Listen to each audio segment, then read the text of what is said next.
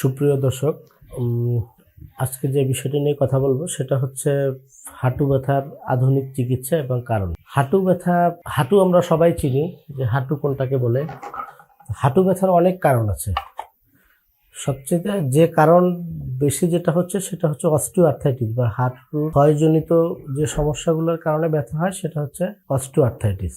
তো হাঁটু ব্যথার বয়স হওয়ার পরে আমাদের কার্টিলেজ ক্ষয় হবে, ভিতরে যে সাইনোভিয়াল ফ্লুইড থাকে ওটা কমতে থাকে। এসব কারণে যে ক্ষয়গুলো হয়, আমাদের যে কার্টিলেজগুলো থাকে এগুলো যে ডিজেনারেটিভ চেঞ্জ হয়, যে ক্ষয় হয়, এটাকে মূলত অস্টিওআর্থ্রাইটিস বলে। অস্টিওআর্থ্রাইটিস হলে এটা বয়সের কারণে, ডিজেনারেটিভ চেঞ্জের কারণে হবে, এটা আপনি প্রতিরোধ করার সুযোগ নেই। সেক্ষেত্রে আপনাকে যেটা করানো যায়, এখানে আধুনিক চিকিৎসার জন্য সবচেয়ে সর্বোপরি যেটা করানো যাবে যে আপনার ওজন কমাইতে হবে।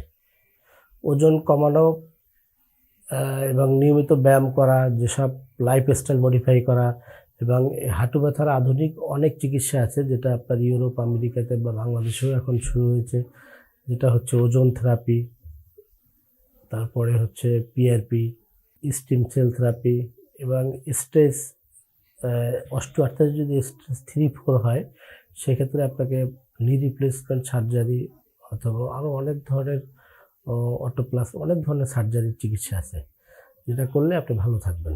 ধন্যবাদ সবাইকে।